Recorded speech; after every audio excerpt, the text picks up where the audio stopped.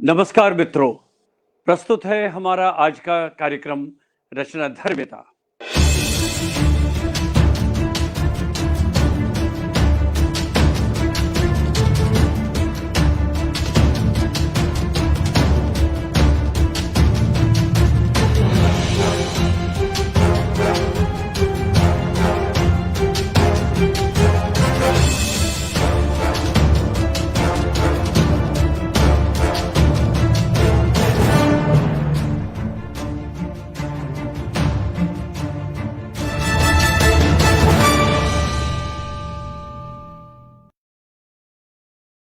दोस्तों, रचना धर्मिता के हमारे आज के विशेष अतिथि हैं, जो अभी थोड़ी देर में हमारे साथ जुड़ेंगे। श्री देवेंद्र मेवाड़ी, वरिष्ठ साहित्यकार और विज्ञान कथाकार।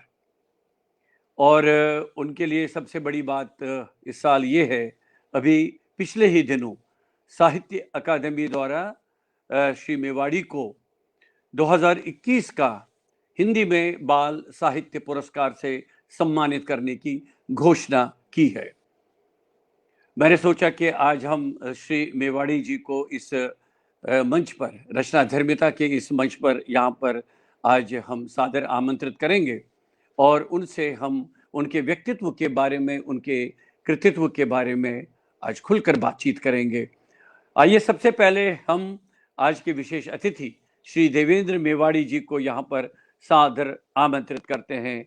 श्री मेवाड़ी, नमस्कार। मेवाड़ी जी, नमस्कार। नमस्कार आपको और इस नेटवर्क से, आपके पेज से जुड़े सभी दर्शकों को मैं प्रणाम करता हूं, नमस्कार करता हूं। आपका भी बहुत आभार। बहुत आभार नैना जी कि आपने इस मंच पर मुझे आमंत्रित किया है और मुझे बातचीत करने का मौका दिया है, इसके लिए बहुत आभारी हूं। आभार तो मुझे भी आपके प्रति व्यक्त करना चाहिए, क्योंकि देखिए, आप तो हमसे बहुत वरिष्ठ हैं और वरिष्ठ कथाकार हैं। विशेषकर विज्ञान में आपने जो विशेष कार्य किया है साहित्य के क्षेत्र में, उसके लिए आपको बहुत ही प्रतिष्ठित स्थान मिला है। तो सबसे पहले मैं अपने मित्रों को आपके बारे में एक संक्षिप्त सा परिचय देना चाहूँगा। शेष तो हम देवेंद्र जी आपके साथ बातचीत में ही हम अपने मित्रों के साथ जुड़ेंगे। अब देखिए, मित्र जुड़ने लगेंगे। अशोक मिश्र जी नमस्कार, वेलकम कर रहे हैं। विजय संदेश जी जुड़ गए हैं और उनका यहाँ पर हमने आपके स्क्रीन के सामने उनका नाम आया होगा। तो इस तरह से अब हमारे देवेंद्र जी मित्र जुड़ने शुरू हो गए। मैं अपने मित्रों को ये बताना चाहूँगा कि आप वनस्पति विज्ञान में आपने एमएससी किया है, हिंदी पत्रकारिता में आपने एमए डिप्लोमा किया है और लगभग गत 55 वर्षों से आप विज्ञान में लेखन कर रहे हैं। मैं तो आपका जब परिचय मैंने देखा, 2500 लेख लगभग आपके प्रकाशित हो चुके हैं और आपकी लगभग 30 पुस्तकें भी प्रकाशित हो चुकी हैं। और वास्तव में मेवाड़ी जी, आप कहाँ से हैं, दिल्ली में कैसे और कब आना हुआ, और आपकी शुरुआत की जीवन के बारे में हम आपसे जानेंगे। बिल्कुल, आज एक अनौपचारिक बातचीत है, खुलकर बातचीत करेंगे। तो आप बताइए, वास्तव में कहाँ से है, मूल जन्म स्थान कौन सा है आपका, और एक शिक्षा दीक्षा कहाँ पर, क्या वहीं पर हुई है, कैसे हुआ है, उसके बारे में हमारे मित्रों को बताइए। ये बड़ी मजेदार सी बात है, क्योंकि आधे लोग ये सोच रहे होंगे जो मुझे नहीं जानते हैं, मेवाड़ी हूं तो जाहिर है कि मेवाड़ से होना चाहिए, लेकिन सच्चाई है कि मैं पहाड़ से हूं। मेरा जन्म पहाड़ों में हुआ। उत्तराखंड के नैनीताल जिले में एक उत्तरमुखी पहाड़ पर एक गांव है हमारा, ग्राम काला आगर। मेरा जन्म वहां हुआ और वो गांव इतना खूबसूरत गांव मेरे बचपन में रहा है और आज तक भी वैसे ही है। लेकिन तब प्रकृति अपनी पूरी छटा के साथ मौजूद थी। चारों तरफ घने जंगल थे। उन घने जंगलों में हजारों चिड़ियाएं रहती थी, वन्य जीव रहते थे, ठंडी हवाएं चलती थी, पत्तियों के सरसराहट से वो सरगोइयां किया करती थी, तितलियां इतनी रंगीन होती थी और घरों में तमाम तरह की चिड़ियाएं हमारे घर आंगन में पहुंच जाती थी। और हाँ, एक चीज थी कि उन घने जंगलों में बाघ भी बहुत थे। वो बाघ होने के कारण सन 1930 में उस इलाके का, जिसने लगभग 400 लोगों को मार डाला था, तब जिम कॉर्बेट को बुलाया गया था, नैनीताल से वो आए थे। और 1930 में जिम कॉर्बेट ने हमारी पट्टी कहलाती है चौगढ़ पट्टी, चौगढ़ पट्टी के उस नरभक्षी बाघन को मारा था। तो कहने का मतलब यह है कि बाघ भी होते थे और वन्य जीव भी होते थे, और खुद गांव में इतने ज्यादा सियार चिड़ियाएं, शाम को जो है जंगली गुलाब के बड़े बड़े कुंज होते थे, झाड़ियां, उनमें आकर के सैकड़ों मैनाएं बोला करती थी। उनकी मीटिंग होती थी, न जाने दिन भर की कितनी बातें वो किया करती थी। तो उस माहौल में, उस प्रकृति की गोद में पैदा हुआ। तो मैंने बीजों को उगते हुए से लेके पूरे पेड़ बनते हुए, घाटियों से कोहरा उठते हुए, आसमान में अचानक बादलों के आने और बारिश को झमाझम बरसते हुए देखा। मैंने क्या बात है, तमाम क्या वन्य बात है। जीवों की आवाजें सुनी। मैं हमें ये भी पता था कि वन्य जीव, हम जंगल में हैं तो किस तरह की आवाज किस वन्य जीव के, यहां तक कि अगर खाली आहट भी हो रही तो आहट बड़े जानवर की होगी, छोटे जानवर की होगी। ये सब वनों ने हमें सिखाया, क्योंकि वनों के साथ ही रहते थे। हमारे 20-25 जानवर होते थे। और रैना जी, एक बड़ी मजेदार बात बताऊंगा आपको, जो जी। अब नहीं है पहाड़ में, हमारे गांव में भी नहीं है। हमारा एक माइग्रेटरी समाज था। हम 6 महीने वो पहाड़ में रहते थे जहां बर्फ गिरती थी। बर्फ गिरने से पहले, दीपावली के बाद, हम लोग अपने गाय भैंसों के साथ, पूरे बागुड़ कहलाता था वो, पूरे उनके कारवां के साथ अपने गर्म जगह के माल भावर के गांव की ओर जाते थे। वहां भी हमारा गांव था। तो उसमें हमारी गाय भैंसें सारी आगे लगे हुए हैं। जब सबसे बड़ी फूल भैंस होती थी, उसके गले में बहुत बड़ा एक घंटा होता था। घनमन घनमन घनमन बोलते हुए वो आगे चलती थी, और सारे उसके कतार बना करके बाकी जानवर उसके पीछे चलते थे। उन सब के पीछे फिर हमारा घोड़ा चलता था, घोड़े क्या के बात है। पीछे पिताजी, फिर मैं, फिर माँ। इस तरह से हम लोगों का एक काफिला चलता था।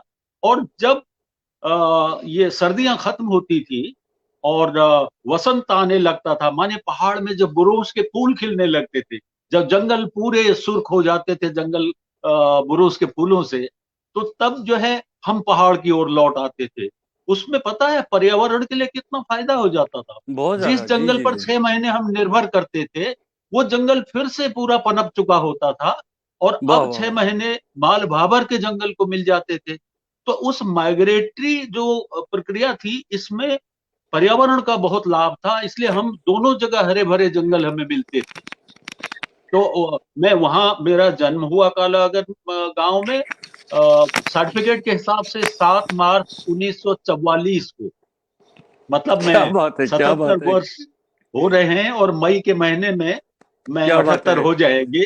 क्या तो बात है, क्या बात है। तो और आपको तो वही हमारी बहुत गांव, बहुत शुभकामनाएं आपको। आप दीर्घायु ये रहें। आप अभी बहुत आपको बहुत बहुत बहुत लिखना है, कार्य धन्यवाद। करना है तिवारी जी। आपने जैसे पूछा कि शिक्षा कहाँ हुई, तो गांव में हमारा अच्छा, प्रकृति की किताब तो मैं पढ़ रहा था। मेरी पहली शिक्षिका जो थी वो मेरी माँ थी। क्या बात है। माँ, जिसको हम अपनी कुमाऊनी भाषा में ईजा कहते हैं, ईजा बड़ा जी प्यार करती थी, और वो चाहती थी कि मेरा ये बच्चा बहुत पढ़े। तो जी जी जी। उसको जुनून था, पिताजी को भी था, तो वो स्कूल भेजना चाहते थे। तो स्कूल एक झोपड़ी में था हमारी, एक झोपड़ी थी जिसमें स्कूल लगता था। वो करीब 2 साल 3 साल बाद एक इमारत बन गई। उसके बाद सन 1950 में इमारत बनी। तो हम उस समय तक पढ़ते थे उसमें, और फिर उसी प्राइमरी पाठशाला में, गांव की उस प्राइमरी पाठशाला कालागर में मैंने कक्षा 5 तक पढ़ा। एक अच्छी बात ये हुई कि मेरे जो बड़े भाई थे वो शिक्षक थे, और हमारे पहाड़ के ठीक सामने जो दूसरा पहाड़ था, उस पहाड़ पर गांव था ओखलकांडा। और वहां एक इंटर कॉलेज था, प्राइवेट इंटर कॉलेज ही होता क्या था। बात है, क्या गोविंद बात वल्लभ है। पंत जी के नाम से था, गोविंद वल्लभ पंत जी जी इंटर जी जी। कॉलेज ओखलकांडा। तो मेरे भाई साहब, मुझको जो है पहली बार हमने जूता पहना, क्योंकि तब तक तो जूता नहीं था हमारे पास, जूता चप्पल कुछ नहीं जानते थे। तो जूता पहन के और नई कमीज और पैंट और ये सब, उस रूप में हम गए। हमारा एडमिशन हुआ, कक्षा 6 से लेके कक्षा 12 तक वहां पढ़ा। और वहां चारों ओर जो है चीड़ के जंगल, वो चीड़ के जंगल। और उन दिनों आप विश्वास करेंगे, लोग कहते थे कि ये तो पहाड़ का शांति निकेतन है, वहां अरे पढ़ने वाह, के क्या सिवा और बात है, कोई क्या काम नहीं बात है, था। क्या बात न है, क्या बाजार बात है। होता था, न सिनेमा होता था, कुछ नहीं था। तो केवल जो है सुबह उठ के प्रार्थना करना, शाम को जो है सूरज ढलने के बाद प्रार्थना करना। और वो जिस धार पर, जिस चोटी पर था हमारा क्या स्कूल, और बात है। वहीं इंटर कॉलेज के जिस क्वार्टर में मेरे बड़े भाई साहब, मेरी भाभी जी रहते थे, वहां से पूरब से जो है बहुत ऊंचा पहाड़ था देवगुरु, वहां से हाँ, सूर्योदय होता था। और क्या सारा बात दिन है, क्या सूरज बात जो है। है आकाश से को पार करते हुए आता था। शाम को जब ढलता था तो वो छोटा कैलाश कहलाता है, वो छोटा वाह वाह कैलाश के वाह। पीछे जो है वो अस्त होता था। तो तो इसका बड़ा मतलब खूबसूरत नजारा। प्रकृति के शिखर पर आप बैठे हुए थे वहां और पर, क्या बात है। प्रकृति के शिखर पर। और वाह वाह जो वाह। चीज हम पढ़ते थे मेरे हाई स्कूल की किताब में, थिसिल डाउन जैसे पाठ आया, तो पता लगा कि उन दिनों चीड़ के जो कोन थे, वो कोन सूख करके फट रहे हैं, और उनमें से थिसिल डाउन जो है, उनमें से पंख के साथ उड़ते हुए चीड़ के बीज चले आ रहे हैं। इस तरह की तमाम चीजें होती थी, जिनके कारण प्रकृति से जुड़ाव जो है बहुत ज्यादा रहा। और प्रकृति से जुड़ी हुई बचपन से जितनी बातें थी, माँ मुझे उनके उत्तर बताती थी। तो इसलिए मेरी पहली शिक्षिका, मैं माँ को मानता हूं कि उन्होंने मेरे हर क्या उल्टे सीधे सवाल का क्या जवाब दिया। मेरी हर हर बात का वो जवाब देती थी। कोई सवाल ऐसा कोई डांट करके चुप करा दिया ये नहीं होता था। उसके पास अपनी कहानियां थी, वो चिड़ियों के बारे में बोलती थी, वो चिड़ियों के अलावा जो है पेड़ों के बारे में बोलती थी। और वो तरह तरह की कहानियां बोल के मुझे उनसे जोड़ती थी। जैसे मान लीजिए मैंने फाख्ते के लिए पूछा, हम घुघुती कहते हैं, हम्म फाख्ते के लिए पूछा कि माँ ये दोनों फाख्ता कैसे आए, तो कहते हम्म। थे कि ये आए तो ये बोल क्यों इतना ऐसे क्यों बोल रही है, कुरू रू कुरू रू कु क्या कु बात है, क्या। कुरू रू ऐसे बोलती थी, बड़ा दर्द होता था। हम्म। तो मैंने अरे कहा वाह। ये दर्द इसकी आवाज। तो वो कहती थी कि बेटा वो नाराज हो रही, किसी लड़के ने पत्थर मारा होगा। तो वो कह रही मैं तो अपने बच्चों के लिए खाना लेने आई हूँ, मैं तो किसी को कोई नुकसान नहीं पहुंचाती हूँ, फिर ये बच्चे मुझे पत्थर क्यों मारते हैं।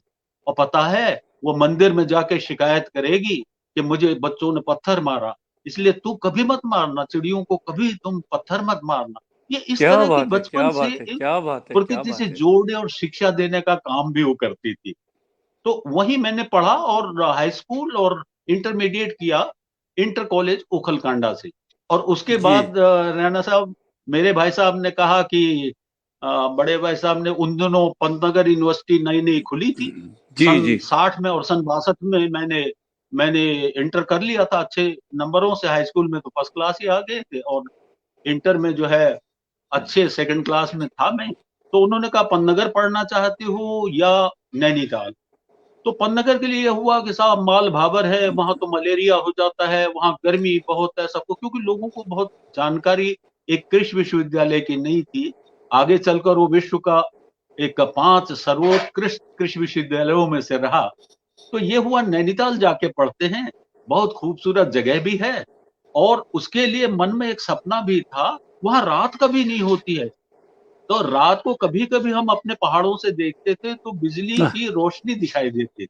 क्या तो ये बात है, होता क्या था, बात है, वहां तो क्या दिन ही बात है। होता है रात में आप भी। ऐसे ऐसे तो वर्णन इसलिए कैसे जो है प्रकृति का कर रहे हैं आप मेवाड़ी जी, क्या बात है, क्या तो बात है, बहुत सुंदर। तो मेरे लिए जी एक सपनों का शहर बन गया वो, कि उस सपनों के शहर में मैं जाऊंगा जहां दिन रात एक से होते हैं, कितना खूबसूरत शहर होगा वो।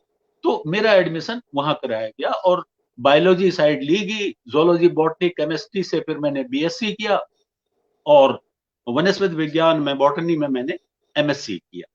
ये वाह यहां वाह तक तो वाह। शिक्षा की ये कहानी हुई। शिक्षा क्या, अच्छा ये बताइए कि क्या एमएससी करने के तुरंत बाद आप वहां से निकले, या अभी वहां पर कैसे वहां से आपका प्रस्थान हुआ उस पहाड़ बड़ी से, उस मजेदार प्रकृति। कहानी है, जी बड़ी जी जी मजेदार कहानी है। इसलिए जी। क्योंकि कुछ ऐसा था, मैंने जो नैनीताल में अपने दोस्त बनाए, एक दो दोस्त मेरे बहुत करीबी दोस्त थे, एक दोस्त तो मेरा जो रूममेट ही होता था वो साथ था। तो हम लोगों ने ये किया कि हम सब कुछ नया सीखेंगे और पढ़ाई पर बहुत ध्यान देंगे, और जीवन में हम डिसिप्लिन जरूर सीखेंगे। तो क्या हमने बात है। एनसीसी में हिस्सा ले लिया। तो वाह। एनसीसी में हिस्सा लेकर के हम में अनुशासन आया बहुत। और जो राष्ट्रीय कैंप होते थे उनमें जाने पर हमें विभिन्न प्रदेशों के जो है दोस्त भी मिले। आपको आश्चर्य होगा, अनंतनाग कश्मीर का मेरा एक दोस्त मक्खन लाल बख्शी उसका नाम था, आज तक मुझे याद है, मैं बहुत क्या याद बात है, उसे क्या करता हूँ। बात है, क्या बात एक है। एक ऑल इंडिया कैंप में वो आया था सूखाताल नैनीताल में, हम साथ रहे थे। और जिस दिन कैंप से अगली सुबह जाना था तो उस शाम को हम दोनों गले लग के रोते थे। हम दोनों रोते थे कि मतलब हम लोग अब बिछुड़ रहे हैं करके। उन्होंने फिर जो है हम लोगों ने फोटो खिंचाया और उसके बाद कि जीवन में कभी और मिलेंगे, ऐसे विभिन्न जगहों के लोगों से परिचय हुआ। एक्सपोजर एक इस तरह का मिलने लगा कि बाहर की दुनिया कैसी है। हम अपने तक सीमित हैं लेकिन बाहर के लोग, उनकी बातें, वो कश्मीर के बारे में बताता था बहुत कुछ मुझे। और चूंकि वहां भी पहाड़ थे तो इसलिए वो अपना ही जैसा घर लगता था सारा, वो चीजें थी।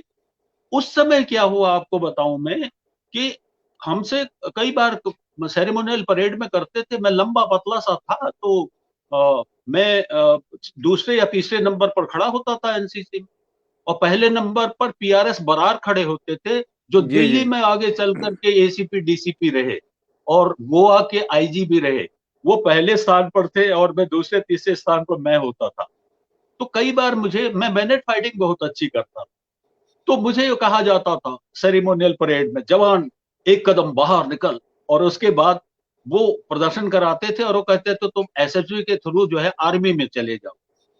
लेकिन एक ऐसा हादसा बचपन में हुआ जो मेरे मन में सदा रहा कि आर्मी में तो मैं नहीं जाऊंगा। उसके दो कारण थे। एक तो मेरे बाएं हाथ की पहली जो उंगली है, वो फूलों की क्यारी के लिए पत्थर ला रहे थे पहाड़ में, पैर फिसला और एक पत्थर ने मेरी उंगली काट दी। तो अरे उसको राम फिर राम। गांव जी की जी। ही बीच से चिपका दिया गया मेरे पिताजी ने और मेरे माँ साहब ने। दूसरा कारण ये था कि मैं किसी को गोली नहीं मार सकता, मैं किसी की हत्या ही नहीं कर सकता, तो फिर मैं आर्मी में क्या करूंगा, मैं तो फिर बेकार हो जाऊंगा वहां। ये मैं अच्छी ओह, तरह जानता था, मैं चिड़िया को नहीं मार सकता, मैं किसी कीट को भी, मधुमक्खी को भी नहीं मार सकता। अरे तो वाह। फिर क्या करूंगा, तो इसलिए वहां नहीं गया। तो फिर मैं कहाँ जाऊं। तो ये हुआ, मुझे तो सबसे अधिक प्यार जो है वो पेड़ों से है, पेड़ पौधों से, वन्य जीवों से। तो मुझे वन सेवा में जाना है।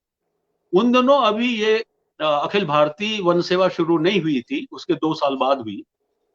तो प्रोविंशियल फॉरेस्ट सर्विस होती, तो मैंने वहां परीक्षा दी। मैं पहले साल निकल गया और मेरिट लिस्ट में पूरा अखबारों में नाम छप गया। इंतजार करने लगा कि अब चिट्ठी आई, अब चिट्ठी आई। दूर दराज गांव से थे तो हमारे लिए तो सौभाग्य हो गया हो बहुत बड़ा। क्या लेकिन बात है। चिट्ठी आई ही नहीं, आश्चर्य है देखिए। तो बहुत दुख हुआ।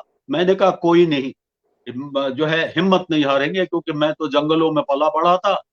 जिंदा रहने के लिए जरूरी है कि हम हार नहीं मानेंगे, हम तो संघर्ष करेंगे। तो वाह, क्या अगले साल बात है, फिर क्या दिया। बात। हौसले अगले साल बहुत फिर बुलंद थे दिया। आपके।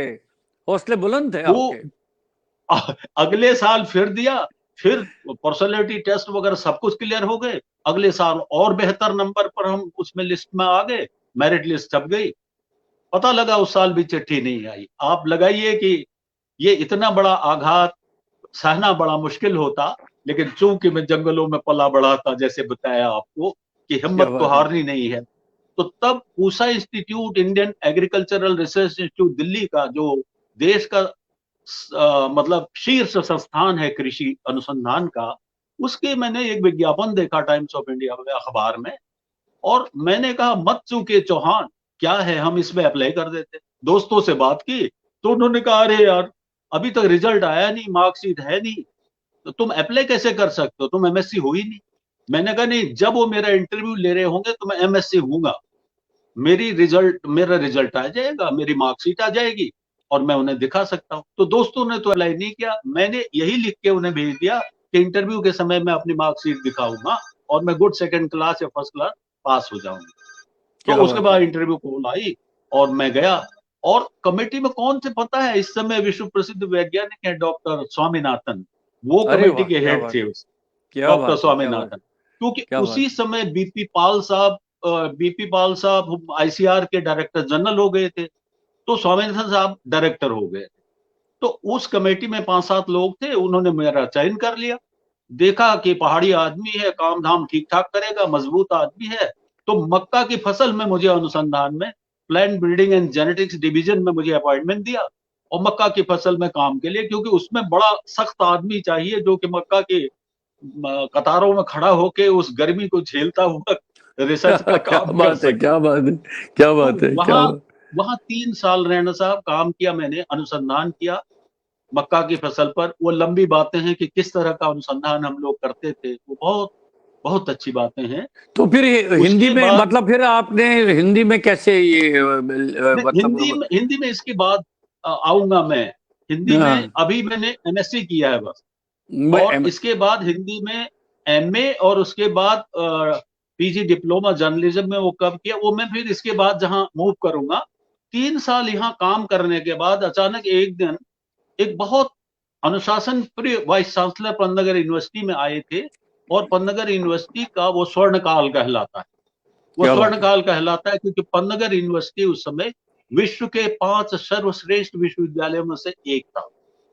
तो वो थे डॉक्टर ध्यानपाल सिंह। तो उस समय एक पत्र है, अच्छा उस दौरान मैं लिख रहा था। सबसे बड़ी बात यह है, मेरी कहानियां छपा करती थी, मेरी कहानियां इलाहाबाद की कहानी पत्रिका में काफी कहानियां आई मेरी।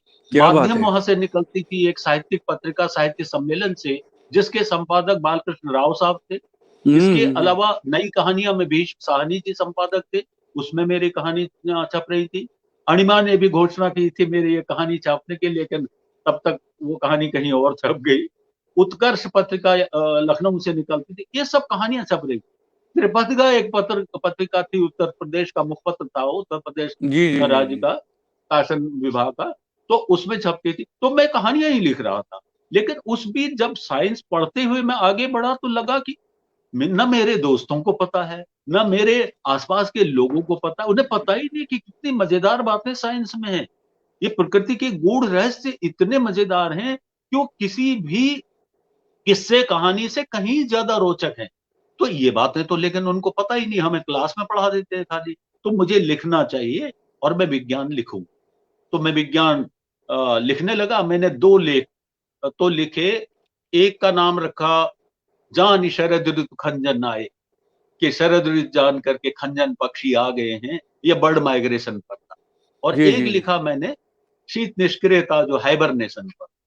जी और जी। इसके साथ ही एक जो पहाड़ों में जो ये कोनिफर्स हैं, जिनके कोन जिन पर लगते हैं फल, उन पेड़ों पर लिखा, क्योंकि वनस्पति विज्ञान पढ़ रहा था। तो मैंने जो है कुमाऊं के शंकुधारी पेड़ करके उन पर लिखा था।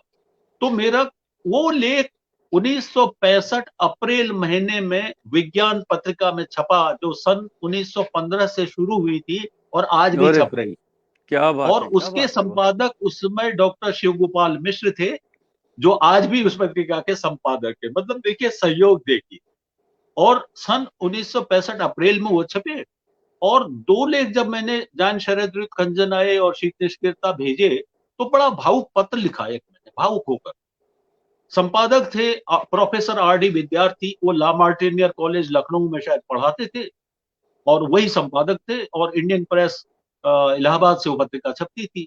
मैंने ये लेख दोनों उनको भेजे भावुक पत्र के साथ अपने, और लिखा कि मैं विज्ञान लिखना चाहता हूं, लेकिन हिंदी में मेरा विज्ञान कौन छापेगा।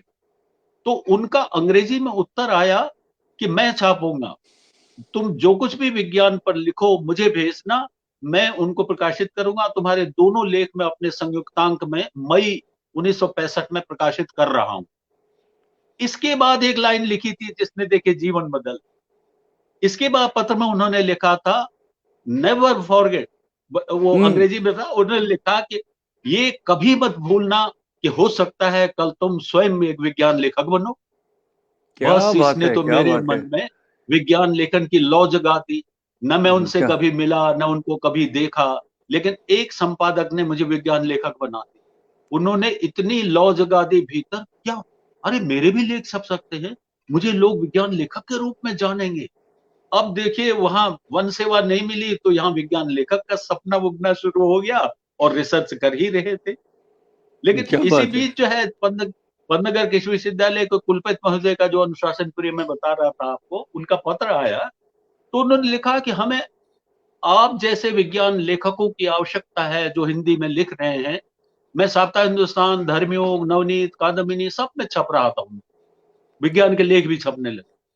तो हमें आप जैसे विज्ञान लेखकों की आवश्यकता है, क्योंकि हम हिंदी के माध्यम से कृषि और पशु चिकित्सा विज्ञान की शिक्षा शुरू कर रहे हैं पन्नगर कृषि विश्वविद्यालय। तो हमें पुस्तकों की आवश्यकता है और हम किसानों की पत्रिका भी शुरू करने वाले हैं। तो डॉक्टर साहब यहाँ बस पर एक प्रश्न ये आता है कि अगर आपका जी जी इतनी विज्ञान में रुचि थी और इतना पर्यावरण और जो प्राकृतिक वातावरण आपको मिला, तो फिर आपने देखिए एमए भी किया, एमएससी भी किया, पत्रकारिता में आपने डिप्लोमा भी किया, तो डॉक्टरेट भी जी अगर कर लेते तो बहुत अच्छा रहता, कोई किसी खास विषय पर। जी डॉक्टरेट का ऐसा था डॉक्टर साहब कि एक तो चीज ये थी कि मुझे पता नहीं क्यों उस समय एक टीचिंग में एक शिक्षक के रूप में मतलब नौकरी शुरू करना मेरी प्राथमिकता नहीं थी। पता नहीं अच्छा क्यों अच्छा। था। अब मेरा मन करता था मैं अनुसंधान करूंगा, रिसर्च करूंगा। और मैं शिक्षक बाद में रिटायरमेंट के बाद तो शिक्षक हो गया हूं। अब तो मैं चारों तरफ जाता हूं, बच्चों को सब यही बताता हूं, पढ़ाता हूं। शिक्षकों के समूह में भी उनको बताता हूं कि हमें विज्ञान कैसे पढ़ाना चाहिए। ये मुझे खुद प्रकृति ने ही पलट करके मुझे शिक्षक बना दिया, सेल्फ मेड शिक्षक। लेकिन उस समय ये था कि मैं रिसर्च करूंगा और सपना ये भी देखता था कि ये लोग कैसे जाते होंगे विदेश पढ़ने के लिए। कोई हवाई यूनिवर्सिटी चला जाता था, कोई विस्कॉन्सिन, कोई इलिनॉय, कोई कहीं। ये बातें सुन लेते थे उन दिनों कि क्या हम जैसे लोग जो कि दूर दराज पिछड़े हुए गांव के लोग हैं, क्या हमें भी कभी कोई पूछेगा। तो पहचान तो क्या कोई बात थी है। नहीं, ना एमएलए, ना एमएलसी, ना कोई मंत्री, कुछ कोई भी नहीं था। तो क्या हम अपने बलबूते पर कर सकते हैं। तो एक बहुत बड़ी खासियत हम लोगों की होती है पहाड़ से आने पर कि बेहद श्रम करते हैं। ऑनेस्टी एक गुण होता है, ईमानदारी से दूसरों के प्रति प्रेम भाव रखते हैं। ये इन्हीं को लेके मैं आया। तो तमाम देखते दिखाते दुनिया का जब जीवन का पूरा जद्दोजहद सारा करते हुए उसमें देखा, तो ये हुआ कि नहीं, कुछ चीजें तो सीखनी पड़ेंगी। थोड़ा सा चीजों को अधिक करीब से समझना होगा कि मतलब हमें नुकसान ना हो और हम दूसरे को भी कोई नुकसान ना होने दें। तो उस तरह से जीवन बढ़ने की बात हुई।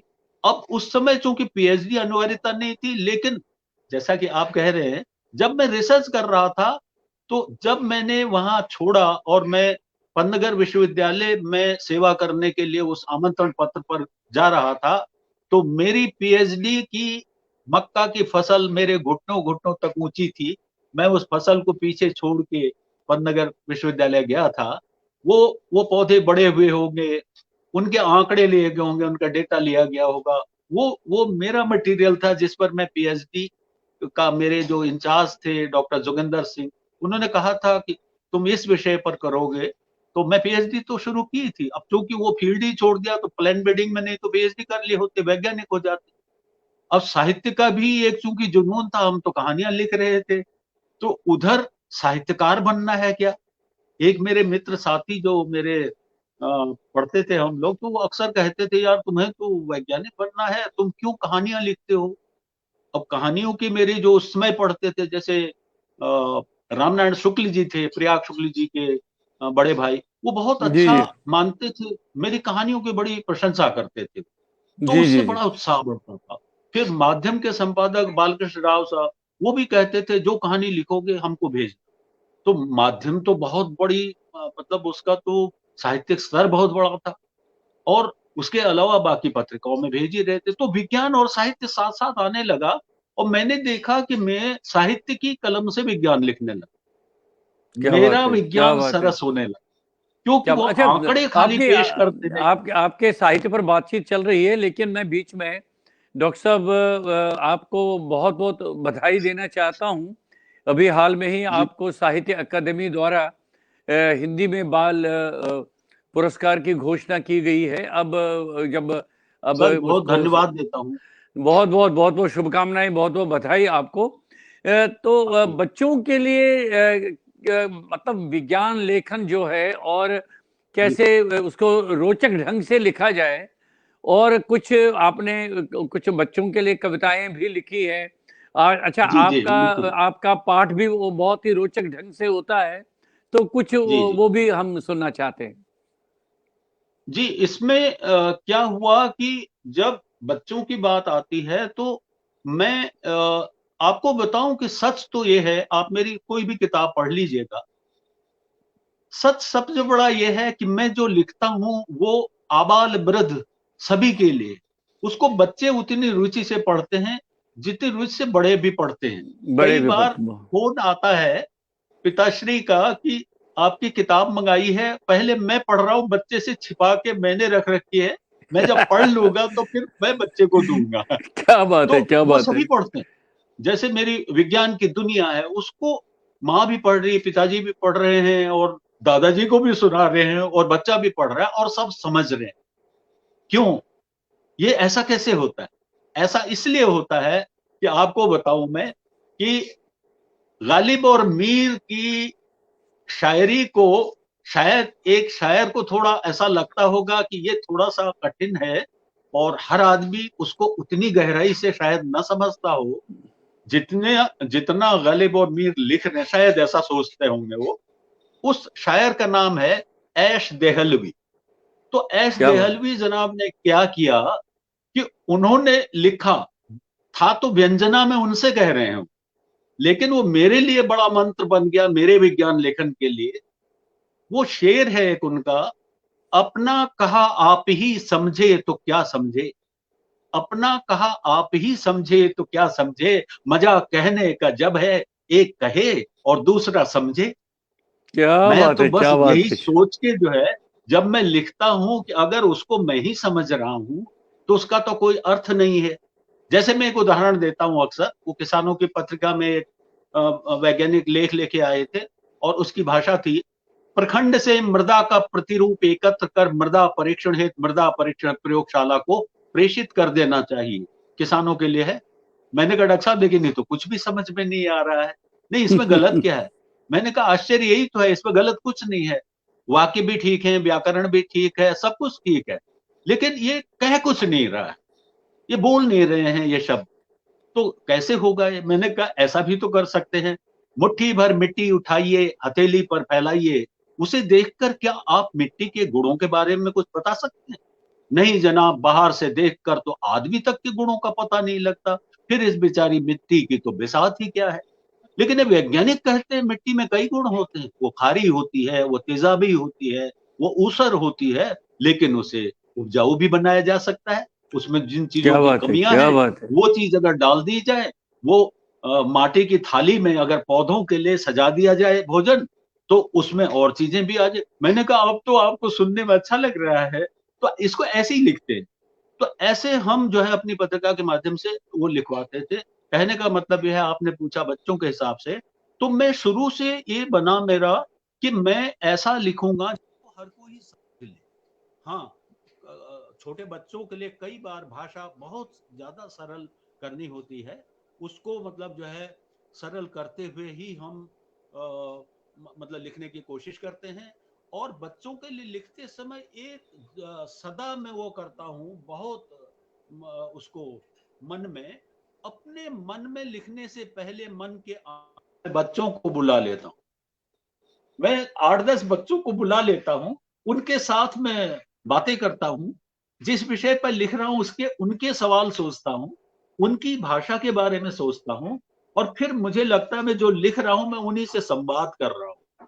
तो इस तरह से एक मेरा तरीका है कि बच्चों के लिए बेहद आसान भाषा में मैं लिख सकूं।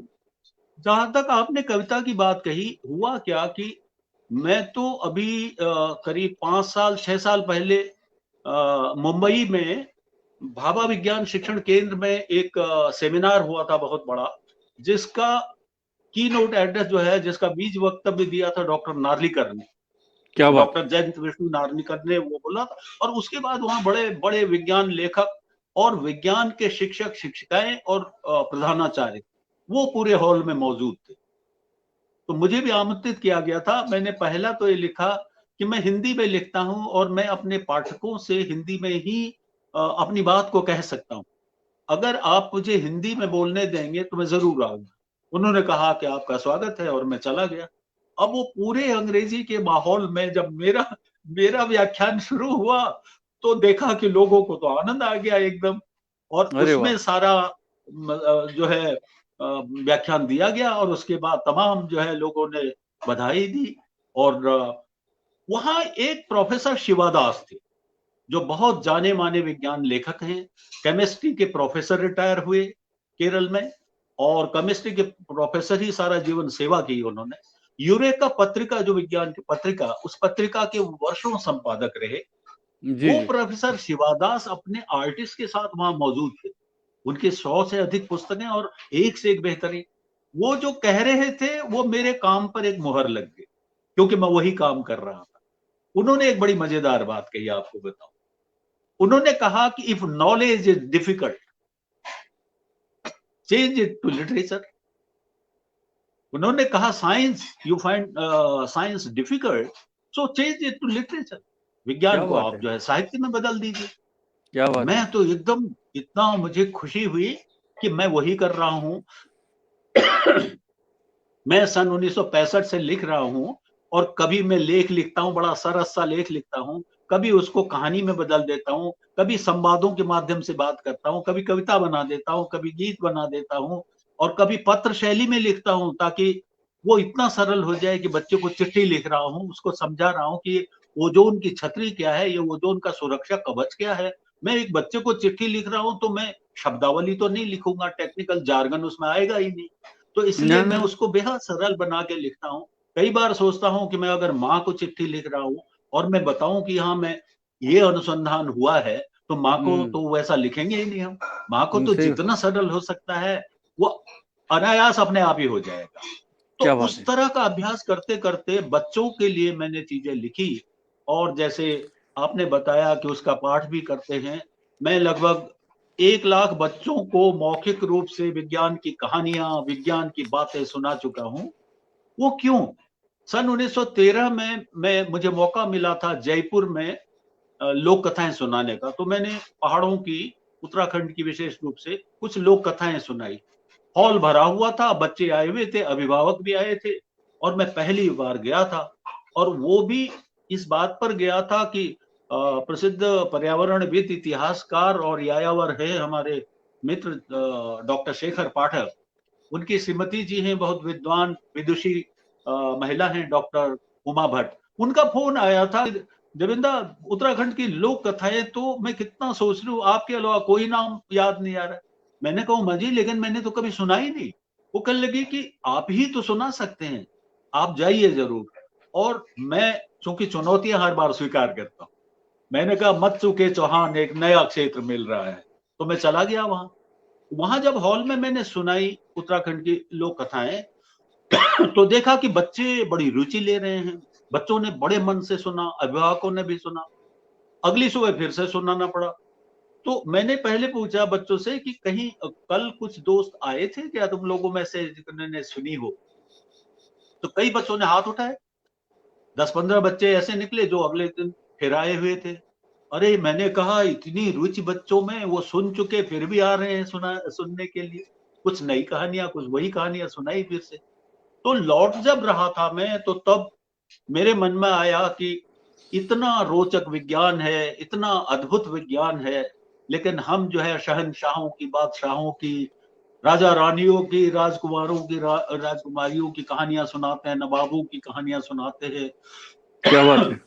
पुराने जो है, पुराने खाने खजाने की बातें करते हैं। हम ये सब कुछ तो करते हैं जो अतीत में चला गया है, लेकिन हम उस विज्ञान की कहानियां क्यों नहीं सुनाते हैं? उनमें भी तो एक से एक अद्भुत बातें हैं, वो कोई सुना ही नहीं रहा है। तो मैंने संकल्प लिया कि मैं करूंगा, मैं सुनाऊंगा। और उसमें बहुत अच्छा साथ मिला। एक यहाँ पर एनजीओ जो पुस्तक संस्कृत को बढ़ावा देने के लिए, बुकरू नाम से, बुकरू जी, संस्था ने मुझे मौका दिया। पता क्या नहीं बात है! कैसे उनको पता लगा, या कहीं देखा उन्होंने, या कहीं बात हुई।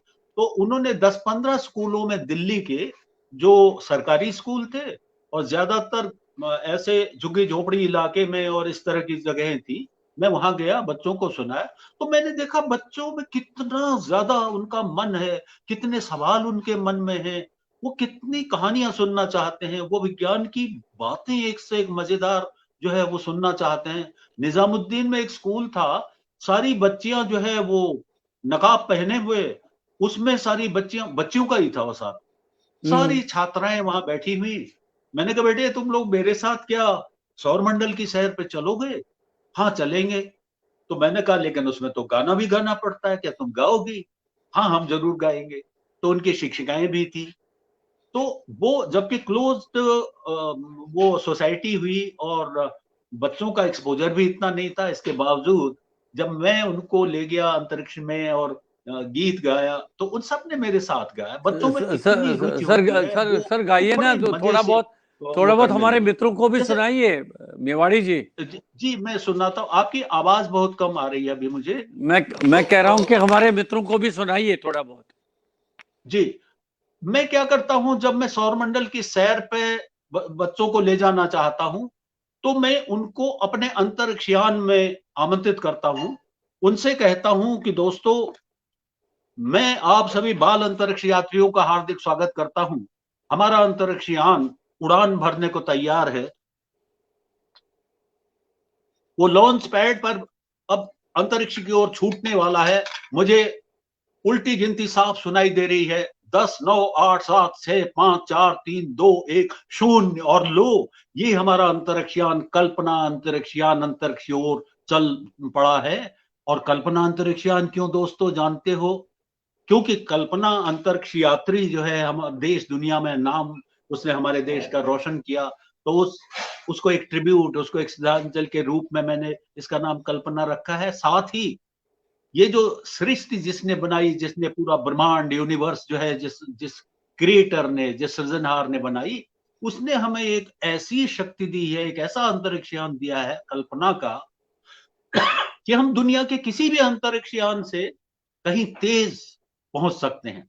जब तक कोई अंतरिक्ष यान उड़ेगा तब तक तो हम वहां पहुंच जाएंगे। देखो मैं अभी सोच रहा हूं बृहस्पति के बारे में, मैं तो बृहस्पति ग्रह पर पहुंच गया, मैं तो प्लूटो तक भी पहुंच गया। इतनी कल्पना शक्ति हमारे पास है। तो इसलिए अब हम अंतरिक्ष की ओर लगातार जा रहे हैं। अब तुम अपने मन की आंखें खोल लो। अब अपने क्या मन की आंखों से तुम लगातार देखोगे। क्या और बात है, हम क्या बात लगातार है। तारों की छांव में आगे बढ़ रहे हैं। तारों की छांव में बढ़ते बढ़ते, अरे क्या तुम मेरे साथ तारों का गीत गाओगे? हम आगे चलते रहेंगे और तारों की छांव में तारों का गीत गाते। हाँ हम गाएंगे। तो मैं उन्हें कहता हूं, आसमान में लाखों तारे, आसमान में लाखों तारे, तारे कितने सारे, टिमटिमाते तारे, टिमटिमाते तारे। एक गंगा धरती में बहती, एक बहती आकाश में, एक गंगा धरती में बहती, एक बहती आकाश में। उस गंगा में लाखों तारे, तारे कितने सारे, आसमान में लाखों तारे, तारे कितने सारे, टिमटिमाते तारे। उन तारों में एक हमारा सबसे प्यारा तारा, उन तारों में एक हमारा सबसे प्यारा तारा, जीवन दाता है कहलाता तारा सबसे न्यारा। दोस्तों जानते हो उस तारे का नाम क्या है? कौन सा तारा है वो? बस यहां से अब उनसे फिर इंटरेक्शन शुरू होता है। जो बच्चे जानते हैं वो सूर्य कहते हैं, जो नहीं जानते हैं वो किसी और प्लेनेट का नाम ले लेते हैं। तो इस तरह से मैं उन्हें ये समझा सकता हूं कि सूर्य एकमात्र हमारा तारा है, क्योंकि उसके परिवार में हम लोग मिलने जा रहे हैं। तो लो, ये तो बातें करते करते हम सूरज के पास पहुंच भी गए। इतनी ये लाखों किलोमीटर लंबी लपलपाती हुई ज्वालाएं उठ रही है। अरे दोस्तों देखो तो ये कितना धधक क्यों रहा है, इतना गर्मी, अथाह गर्मी है। लेकिन हमारे कल्पना अंतरिक्षयान पर इसका कोई असर नहीं पड़ता, उसको कोई चोट नहीं लगती, उस पर पानी का असर नहीं होता, उस पर आग का, गर्मी का कोई असर नहीं होता। तो तुम आज सूरज को बहुत करीब से देख सकते हो। देखो तो इसमें क्या है, इसमें हाइड्रोजन हीलियम, हाइड्रोजन कैसे हीलियम में बदल होगा, वो सब बातें करते हुए उसके बाद दोस्तों देखो यहाँ तो ना पेड़ पौधा कुछ भी नहीं है। चल दो, चलते हैं आगे और हम मरकरी की ओर, बुध ग्रह की ओर। फिर बच्चे बताते रहते हैं और हम लगातार सौरमंडल में जाके और सीमांत तक चले जाते हैं, जहां ऊर्ट क्लाउड है। ऊर्ट क्लाउड में विशाल पहाड़ों की तरह की डल्टी आइस बॉल्स हैं, जो कभी खिसक गई, कोई कहीं सुपरनोवा फटा तारों में, तो उसके बाद वो हिल गए और हिल कर पता लगा वो हमारे सौर मंडल की ओर वो पहाड़ चला आया और धीरे धीरे सूरज की गर्मी से पिघलने लगा। जब हम लौट रहे होते तो हमें एक बेहद खूबसूरत इसी तरह का एक विशाल पहाड़ की तरह दिखाई देता है, उसमें से धीरे धीरे नीली हरी पूंछ बनती जा रही है। और लो दोस्तों देखो, वो पुच्छल तारा है, धूमकेतु है, देखो ये हमारे साथ हमारे सौर मंडल को चल रहा है। हम उसको देखते हुए धूमकेतु की जानकारी मिल जाती है। क्या आगे बात चल है, के क्या बात दोस्तों है। डरना मत, देखो हमारे अंतरिक्ष यान से उल्काएं टकरा रही है। ये उल्काएं क्या है, उल्काओं की बात करते हैं।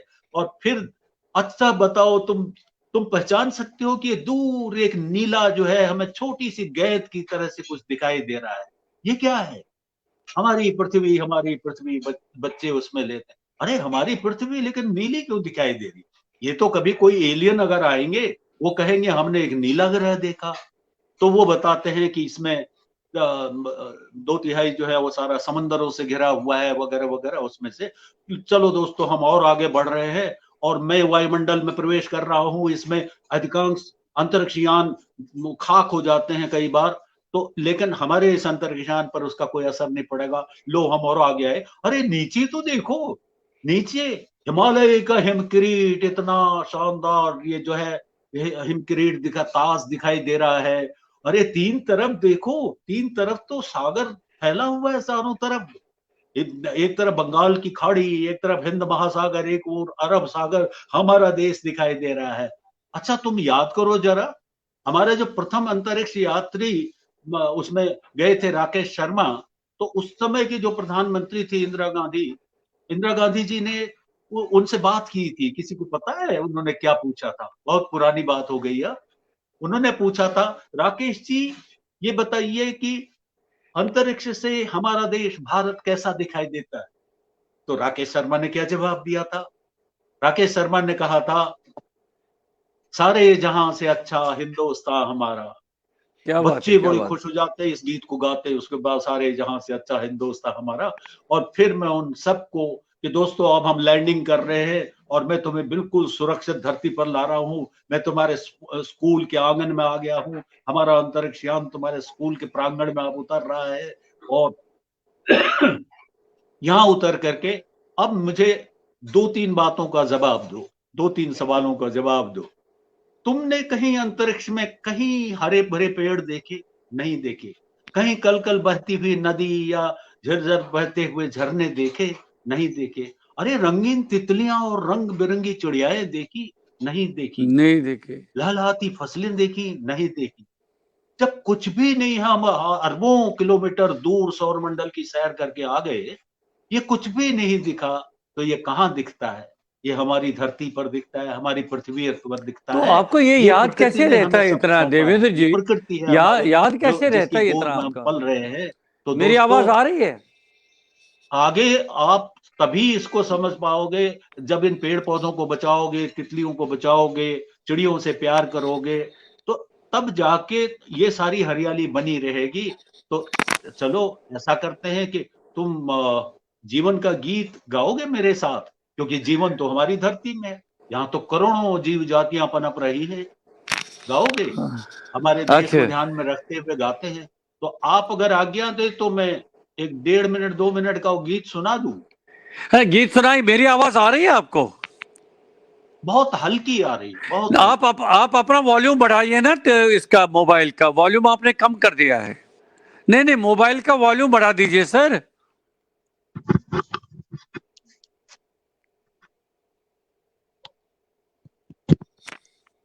हेलो। हाँ, अब आ रही है आवाज आपको? जी बिल्कुल आ रही है, अब आ रही है। हाँ तो तो मैं कह रहा था कि उसमें अगर एक 1.5 2 मिनट का आप गीत सुनना चाहे तो जीवन का हाँ, गीत हम लोग सुनाइए, लेकिन गा के वो सुनाइए। ससुर हाँ ससुर सुनाइए। गा, गा के ही सुनाऊंगा। हाँ, सुनाइए उसमें सुनाइए। बच्चे जीवन का गीत मेरे साथ धरती पर लौटने के बाद गाते हैं और हाँ हाँ हाँ। वो बड़ा आनंद लेते हैं उसमें। उस जी गीत जी को जी। मैं आपको सुनाता हूँ। अब मेरी आवाज आ रही है आपको, बिल्कुल मेवाड़ी जी? जी, साफ आ रही, साफ आ रही है। हाँ, अब सुनाइए सुनाइए आपका। मैं आपको पूरे स्क्रीन पे ला रहा हूँ। मैं पूरे स्क्रीन पे ला रहा हूँ। जी मैं गाता हूँ जी और बच्चे मेरे साथ मेरे सुर में सुर मिलाते हैं। ठीक, जीवन गाइए। तेरे रूप ने, जीवन तेरे रूप ने, जीवन तेरे रूप ने, धरती के आंचल में फैले तेरे नाना रूप, जल में थल में और हवा में, साया हो या धूप। कहीं ऊंची पर्वतमाला, हिम से ढका हिमाला, कहीं ऊंची पर्वतमाला, हिम से ढका हिमाला, ठंडा रेगिस्तान कहीं और तपता रेगिस्तान कहीं, ठंडा रेगिस्तान कहीं और तपता रेगिस्तान कहीं, कहीं घने हरे जंगल, कहीं घने हरे जंगल, कहीं भरे गहरे दलदल, कहीं घने हरे जंगल, कहीं भरे गहरे दलदल, तीन तरफ सागर का जल, तीन तरफ सागर का जल, हर तरफ जीवन की हलचल, हर तरफ जीवन की हलचल, जीवन है बस एक, रूप है अनेक, जीवन तेरे रूप ने, जीवन तेरे रूप ने, जीवन तेरे रूप ने। कहीं पंछी कलरव करते, कहीं गुनगुन भंवरों का गुंजन, कहीं पंछी कलरव करते, कहीं गुनगुन भंवरों का गुंजन, कहीं हिरण कुलाचे भरते, कहीं हिरण कुलाचे भरते, हर तरफ जीवन की धड़कन, हर तरफ जीवन की धड़कन, जीवन है बस एक, रूप है अनेक, जीवन तेरे रूप ने, जीवन तेरे रूप ने, जीवन तेरे रूप ने, जीवन तेरे रूप ने। तो क्या बात है, ये क्या ये बात है, बहुत बातें बड़ी बहुत बहुत बढ़िया, जी बहुत बढ़िया, बहुत अच्छा, बहुत अच्छा। अच्छा ये बताइए वो- मेवाड़ी जी, जिस जी पुस्तक पर आपको अभी साहित्य अकादमी पुरस्कार की घोषणा हुई है, नाटक नाटक में विज्ञान, तो जी वास्तव में जी उस पुस्तक के बारे में बताइए।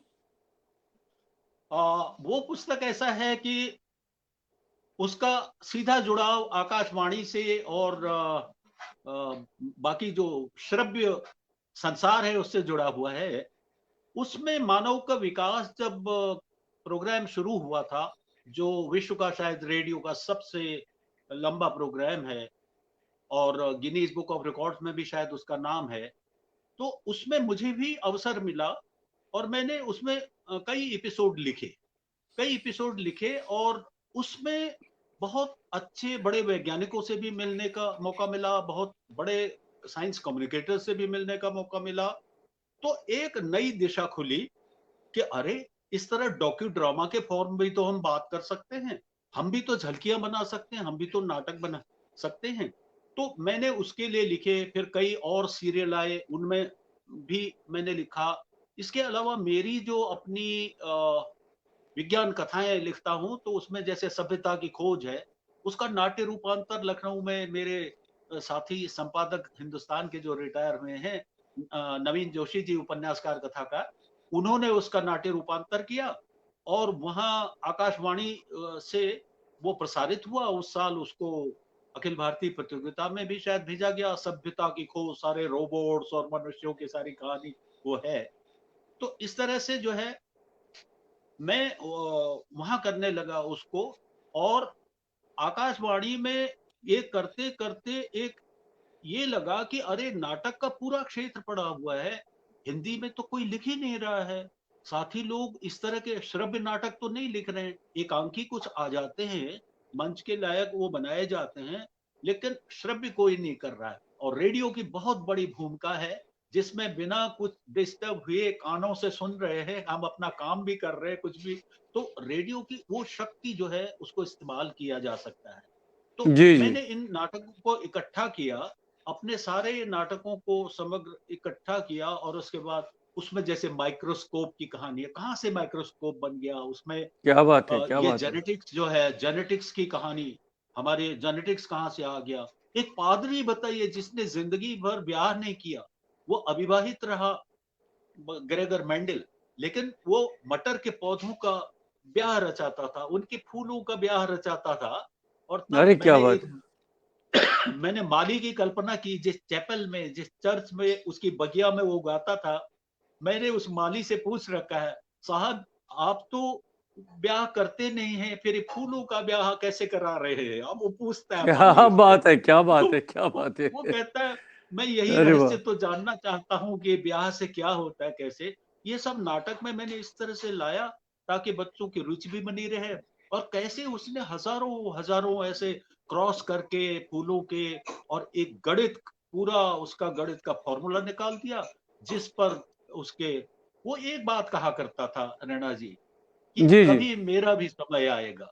क्योंकि वो जो काम कर रहा था, एक आध बार ब्रोन की जो म्युनिसिपल वहां की थी कमेटी, उसके दफ्तर में, उसके हॉल में लेक्चर होते थे, तो एक बार उसे भी बुलाया गया, उसने लेक्चर दिया, तो लोग ऐसे ही हल्का लिया, कोई हंस रहे हैं, मजाक भी कर रहे हैं। तो कहा करता था, कभी मेरा भी समय आए। उसका समय आया, और वर्षों वर्षों बाद उसका समय आया, और वो जेनेटिक्स का फादर जो है, फादर ऑफ जेनेटिक्स, आनुवंशिकी विज्ञान का जनक घोषित हो गया। तो इस तरह की वो पूरी कहानी इसके माध्यम से पता लगती है। और जैसे अपने यहाँ मेघनाथ साहा है, उनके बारे में, वो इतने एक गरीब घर में पल रहे हैं, छोटी सी दुकान है, और कंसाई नदी को पार करके आ रहे हैं। और सबसे बड़ी बात जो बच्चों को पता ही नहीं है, क्योंकि हमारी किताबों में लिखा ही नहीं है कहीं वो, कि मेघनाद उनका नाम क्यों पड़ गया। हम्म। इसलिए क्योंकि उस समय के बंगाल में, जो ढाका से कुछ दूर जो है, कंसाई नदी के किनारे जो गांव था उनका, उसका नाम सेवरा ताली है। सेवरा ताली गांव में वो पैदा हुए। तो मैंने पूछा बंगाल के लोगों से, सेवरा ताली क्यों नाम पड़ा होगा, तो किसी ने बड़ा सोच समझ के मुझे जवाब दिया, हम्म। जिस तालाब में, जिस तलैया में सेवार उगता है, छाया रहता है, वो सेवारा तल्ली, तो वही गांव क्या, हो गया अच्छा अच्छा अच्छा, उसका। क्या बात, क्या तो बात है, क्या बात है। वहां वहां बहुत ही से इंटरेस्टिंग है, उनको, बहुत ही इंटरेस्टिंग है। जी जी जी। तो तो उनको जो है, जब उनका जन्म हुआ दोस्तों, तो पता है क्या हुआ? बंगाल में उस समय घर के अंदर प्रसव नहीं होने दिया जाता था। वो घर के बाहर एक झोपड़ी बनाई जाती थी, टेम्परेरी हम्म। झोपड़ी, उसमें प्रसव होता था। तो वहां दादी जो है अपनी बहू को लेके गई हुई थी, और प्रसव पीड़ा हो रही थी, और अचानक आसमान में काले बादल उमड़ आए, और घनघोर बादल जो है वो गरजने लगे, और उसके बाद जो है आंधी चली, और वो झोपड़ी की छत भी उड़ने लगी सारी। और जब ये सारा आंधी तूफान ये सब चल रहा था, और बादलों का, मेघों का गर्जन हो रहा था, तो उसी समय अचानक आवाज आई, वह वह वह वह, और अचानक बच्चा जन्म ले लिया। क्या बात है, एक क्या बच्चे ने बात है। जन्म ले लिया। और तब दादी ने कहा, जगन्नाथ, ओ जगन्नाथ, छेले होइछे, ये बेटा हुआ है तेरा। मैं इसका नाम मेघनाद रखूंगी, कि अभी मैं मेघों का नाद सुन रही हूँ।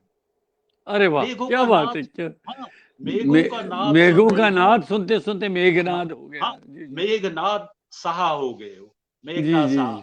फिर उनकी संघर्ष कथा, कैसे वो पैसे नाव के भी देने को नहीं होते थे, कंसाई नदी को कैसे तैर के पार करते थे, कैसे एक डॉक्टर की गाय की सेवा करते हुए वहां अपने लिए खुद खाना बना के, अपने बर्तन धो के अलग रख करके उन्होंने कैसे मिडिल पास किया, और कैसे वो फिर कलकत्ता प्रेसिडेंसी कॉलेज में पढ़ने के लिए आए। वो सब बहुत ही रोचक रोमांचक है। और जब उसमें ये पता लगता है कि आज धरती पर बैठे बैठे दोस्तों, हम तारों में क्या है पता लगा लेते हैं, किस तारे में क्या है।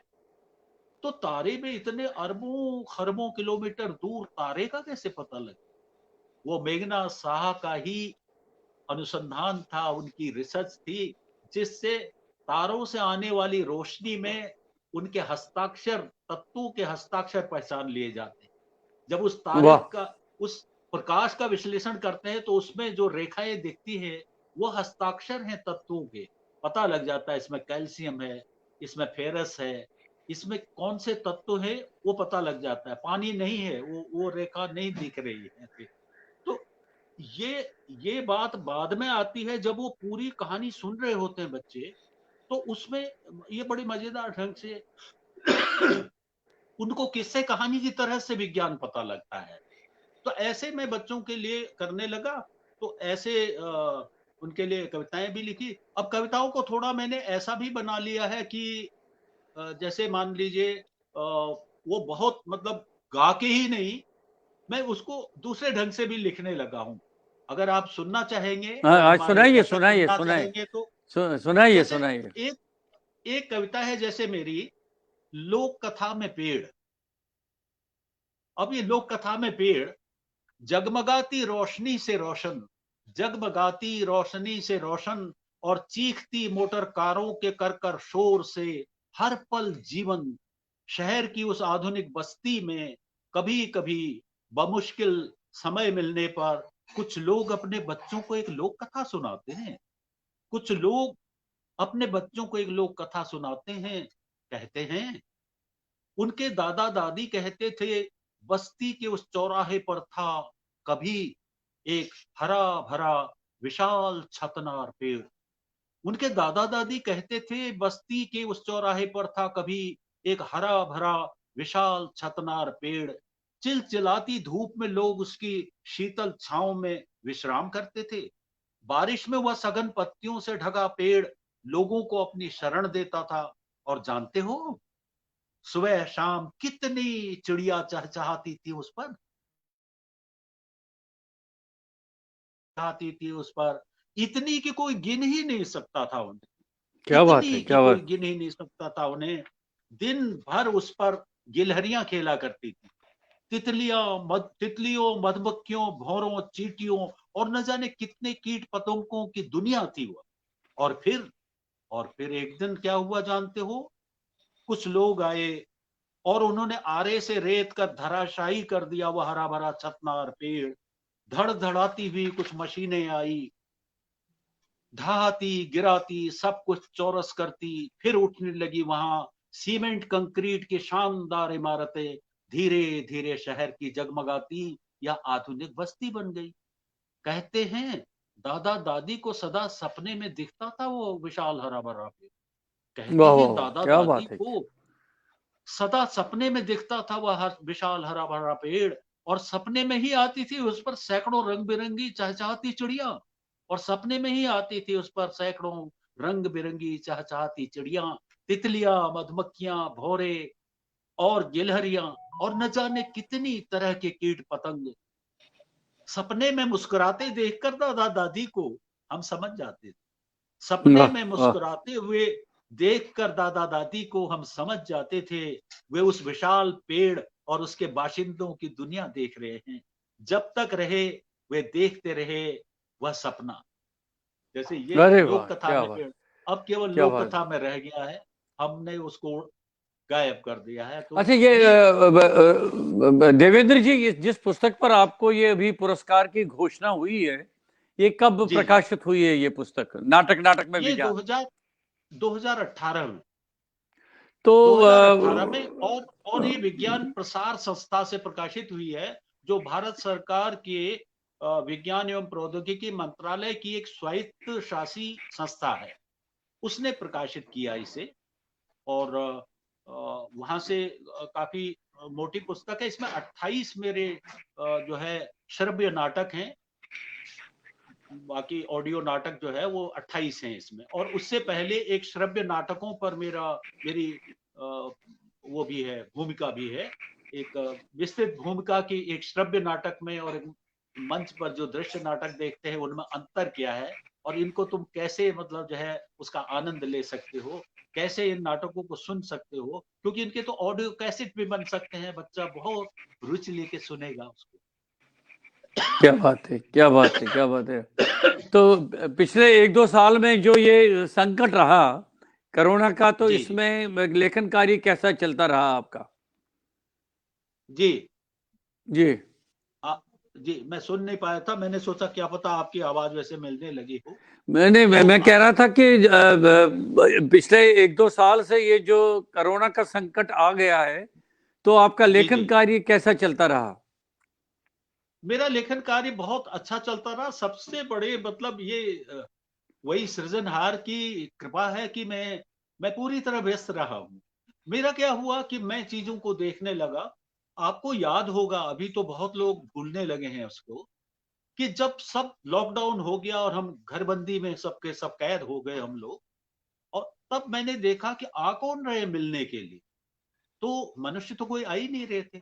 मैंने देखा कि मेरी बालकनी में, मेरे आसपास के सारे पेड़ों में चिड़ियाएं अब बढ़ गई हैं अब तो मेरी क्या बात है। बालकनी में पानी पीने के लिए चिड़ियाएं आती थी। तो मैंने एक श्रृंखला चिड़ियों पर लिखना शुरू किया। मेरे अरे यहाँ वाह, जो है क्या बात है। छोटी छोटी व्हाइट आई जो है बबूना बसंत ले आती थी, 10-12 एक साथ आ रही है पानी पीने के लिए। वाह उसमें वाह जो वाह। है ये मेरी ये आ जाती थी, इनको क्या कहेंगे, मैना। मैना चली आ रही, रोडियो रोडियो रोडियो, चुर चुर चुर करती हुई वो आवाज लगाती हुई। और बुलबुल सुबह सुबह चली आती थी। और बुलबुल एक नहाएगी और दूसरे को एकदम इशारा करेगी, आवाज देती थी। तो उनको देखते रहते थे। मेरी बिटिया उनके फोटो खींचती रहती थी और मैं उनको लगातार देखता था। उसके बाद हम लिखते थे। सत भैया या सत बहने भी कई लोग कहते हैं, बैबलर्स, जंगल बैबलर्स। वो सब एक रात हमने देखा कि वो तो 8-9 एक साथ एक दूसरे से चिपके हुए एक पेड़ की डाली पे सोए हुए हैं सबके सब। हमारे पास उसका भी फोटो है, हमने लिया कि वो शाम को कितनी चहल पहल हो जाती थी उनकी। और कितने प्यार से वो जो है रह रही थी। और हम मनुष्यों में पता नहीं क्यों इतना मेल नहीं होता है। वो तो बड़े प्यार से रह रही थी। और एक दिन सामने हमारे कुसुम का पेड़ है, उस पर देखा कि एक ग्रे हॉर्नबिल आया हुआ, धनेश। और क्या बात है। बिल्कुल जैसे एक दोनों एक विज्ञापन आता था कोलगेट का छोटा पैकेट कहते थे, वैसे ही एक छोटा सा वैसा ही धनेश जो है, वैसा ही छोटा बच्चा उसके साथ है। और अरे वो वाह। उसको दुनिया दिखा रहा है। अच्छा उसको अच्छा। दुनिया दिखा रहा है, बेटे ऐसे फुदकना है, ऐसे उड़ान भरनी है, पहले पंख सुखाने हैं। तो हमने क्या बात देखा है। कि चिड़िया अच्छा कौवा, एक काक दंपत चले आए। उन्होंने शायद देखा कि ये लोग जो है हार्मलेस प्राणी हैं, ये नुकसान नहीं पहुंचाएंगे। और फिर भी उन्होंने एक ऊंची डाल पे वो लगा लिया। उन्हें पता नहीं था कि हमारे किचन और बालकनी से वो साफ दिखेगा। तो क्या बात है। उन्होंने वहां अंडे दिए, उसके बाद उसमें बच्चे हुए। और आपको आश्चर्य होगा कि किस तरह कोयल उसको कैसे उस काक दंपति को कितना भरमाती थी और कैसे कब आके अपने अंडे दे गई वहां। वो सब क्या भी बात हुआ। है। और जब बच्चे बड़े हुए तो उनमें सबसे पहले कोयल का बच्चा बड़ा हुआ। कोयल का बच्चा तो अचानक बढ़ने लगा, तो ये तो वो सब भी आप खाना ऑब्जर्व करते रहे हैं पूरा। ये ऑब्जर्व करते रहे हैं। हमारे पास फोटो भी हैं उनके सारे कि वो क्या क्या बात कर है। रहे हैं। बारिश आ गई, जब बहुत तेज बारिश आती थी तो वो पंख फैला के ऊपर से बैठ जाते थे ताकि बच्चों पर सीधी बौछार न पड़े बारिश की। वो भी कर रहे हैं वो। और उसके साथ साथ अगर कहीं मुझे सुनाना होता था तो मैं कोरबस कोरबस कहानी, सत्यजीत रे की कहानी भी सुनाने लगता था कि एक क्या कौवे बात पर है। क्या उन्होंने बात है। कितनी खूबसूरत कहानी लिखी है। तो उनको क्या जब हमने देखा तो सबसे पहले कोयल का बच्चा ही बड़ा हुआ। और तब तक वो इनकी भाषा सीख रहा था, इनके साथ पंख सुखाना सिखाया, इन्होंने एक एक कदम चलना सिखाया, इन्होंने फुदकना सिखाया, इन्होंने एक डाल से दूसरी डाल पर उड़ना सिखाया, फिर एक पेड़ से दूसरे पेड़ तक। फिर वो तैयार हो गए। तो जो बहुत आधुनिक जो कोयल दंपति है वो कहीं से देखते होंगे लगातार। अच्छा, नहीं, तो कहीं आधुनिक से आधुनिक शब्द क्यों जोड़ दिया आपने, मेवाड़ी जी। आधुनिक इसलिए क्यों, आधुनिक इसलिए जोड़ा मैंने क्योंकि हम्म। वो घर बसेरा नहीं बना रहे और न बच्चे हाँ। पालने की जहमत मोल ले रहे हैं। तो उसमें हो जाए कहीं, मतलब सरोगेसी में ही हो जाए कहीं। और हम तो बने रहे ऐसे। आप आपने तो इसलिए बहुत हमने बहुत तो बढ़िया, उन बहुत बढ़िया। उन चिड़ियों पर मैंने लिखा और तमाम तरह की चिड़ियों पर लिखा। तो करीब 10-12 तो ये लिखे। फिर मेरे कुछ साथी हैं नवाचारी शिक्षक, जी जी। जो जो बच्चों के लिए बहुत, बच्चों की शिक्षा और पुस्तक संस्कृति के लिए समर्पित है।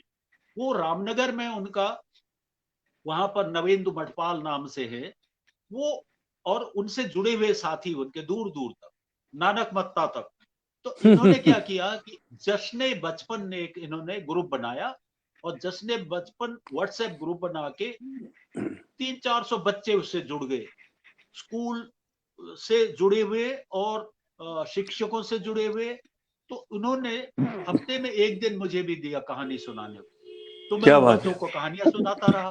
तो मेरी काफी, ये कोरोना पीरियड में मैं तो बच्चों को कहानियां, मतलब मैं लिखता था, फिर ऑडियो उसको रिकॉर्ड करता था अपने एकांत में कमरे में जाके। और फिर वो ऑडियो उनको भेज देता था व्हाट्सएप पर। वो अगले दिन बच्चों को ठीक सुबह उसको 8 बजे वो शुरू हो जाता था, बच्चे उसको सुनने लगते थे, फिर बच्चों की टिप्पणियां आनी शुरू हो जाती थी, उनको जैसा लगता था वो अपनी लंबी लंबी टिप्पणियां लिखते थे। तो इस तरह से बच्चों बच्चों को कहानियां सुनाने का भी कार्यक्रम रहा। इसके अलावा मैं अपना काम करता रहा। मैंने अपने खुद अपने बचपन में मैंने 12वीं तक जब पढ़ता था तब तक का तो लिखा था। मेरी यादों का पहाड़ मेरी काफी चर्चित किताब है, नेशनल बुक ट्रस्ट ने प्रकाशित की है। उसके जी आगे जी। की कहानी नहीं थी और तमाम पाठक मुझसे कहते थे कि इससे आगे क्या हुआ। वो पहाड़ का वो सीधा साधा लड़का जो है नौकरी के लिए कहाँ गया, फिर शहर में गया तो क्या हुआ। मैंने कहा मैं बताऊंगा दोस्तों, जरूर जल्दी बताऊंगा। तो मैंने इस दौर में वो लिखा। मैंने छूटा पीछे पहाड़ नाम से दूसरी पुस्तक लिखी। और छूटा पीछे पहाड़ में मैं पहाड़ को देख रहा हूँ, डबडबाई हुई आंखों से डबडबाते हुए नैनीताल को देख रहा हूँ। और एक बस की छत पर अपना होल्डोल और ट्रंक रख के और मैं दिल्ली को चला आया नौकरी करने क्या के लिए। बात है, क्या बात वहां है, क्या बात। वहां से वो कहानी शुरू होती है, फिर जिंदगी की जद्दोजहद, फिर शादियां, ये वो सब करके। तो वो कहा वो किताब मेरी इसी हफ्ते छप के आ रही है। पुस्तक मेले में लोकार्पण होना था, लेकिन अब पुस्तक मेले का पता लेकिन नहीं है। सुनने में आ तो गया कि वो कोरोना की वजह से उसको अभी रद्द कर दिया जी, गया है। अच्छा। तो अभी अब सीधे प्रकाशक नहीं, से अभी चूंकि अभी वो मैंने उपलब्ध हो आज ही चुका। कहीं पर समाचार पढ़ा था कि पुस्तक मेला अच्छा, शायद अभी आयोजित नहीं होगा, हो सकता बाद में होगा, क्योंकि बाद ये में हो जो सकता है हो। आजकल ये परिस्थितियां बदल गई है कोरोना की वजह से। बिल्कुल, जी हाँ, जी जी जी हाँ। जी जी। तो जी जी। तो इसमें मेरी पुस्तक आ जाएगी अमेज़न पर, फ्लिपकार्ट पर उपलब्ध रहेगी, प्रकाशक के पास भी उपलब्ध रहेगी। तो छूटा पीछे पहाड़ में मैंने अपनी ज़िंदगी की जो संघर्ष कथा है वो लिखी हुई है कि कैसे-कैसे लोग मिले, कहाँ-कहाँ मिले। लेकिन उनमें मेरे कमेंट्स नहीं हैं, मैं एक दर्शक हूँ खाली।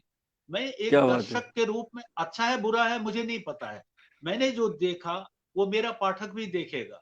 वो अच्छा लगा तो ठीक, नहीं लगा तो उनका वो निर्णय उनका है। मैं कुछ भी नहीं कह रहा हूँ उस बारे में।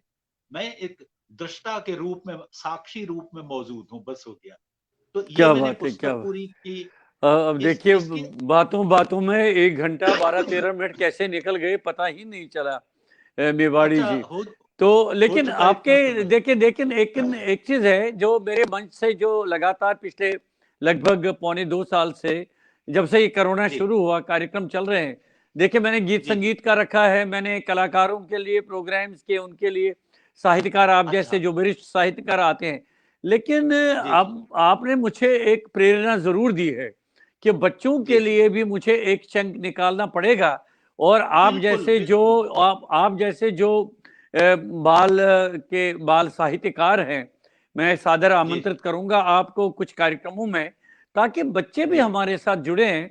और बच्चों को जैसे आप अपनी कविताओं के माध्यम से, विज्ञान के माध्यम से, साहित्य के माध्यम से, कहानियों के माध्यम से जैसे आप उनको शिक्षित करते हैं, उनको पूरी जी, पूरी जानकारी देते हैं, तो मुझे लग रहा है जी, यही एक माध्यम, क्योंकि ऐसा है कि बच्चे आजकल अपनी स्कूल वगैरह भी नहीं जा पाते हैं। नहीं ऑनलाइन जा ही पा सब रहे हैं। कुछ जी, चल रहा है, ऑनलाइन ही सब कुछ चल जी, रहा है। जी, तो जी हाँ। अच्छा, ये बताइए देवेंद्र जी, कुछ विदेश की यात्राएं भी आपकी हुई है एक साहित्यकार के रूप सर, में? एक एक मजाक के रूप में ही मैं बताना चाहूंगा उसको कि हम्म। हम्म। मैं कई लोगों से, मैं तो ये हाथ वाथ की रेखाओं पे विश्वास नहीं करता। लेकिन हम्म। ऐसे ही मजाक में मैं पूछ लेता था कि यार देखना, क्या मेरे हाथ में भी विदेश की रेखा है। तो बताते थे कहीं नहीं है ही नहीं। तो अच्छा उसमें अच्छा। एक बार हम एक यही मानव का विकास से संबंधित एक हम लोगों की गोष्ठी थी मिरिक, दार्जिलिंग के पास। तो हम दार्जिलिंग की ओर गए थे, तो वहां से थोड़ा नीचे उतर के एक वो गांव शुरू होता था जो जहां नेपाल लग जाता था। तो मैंने कहा भाई अब तो रेखा बन गई होगी कहीं, क्योंकि नेपाल में आ गए हैं हम। नेपाल में देख लिया। लेकिन उसके अच्छा। बाद उस उसके बाद क्या हुआ कि मुझे एक मौका मिला सर, 11वें हिंदी सम्मेलन में मॉरिशस जाने का। वहां जी जी।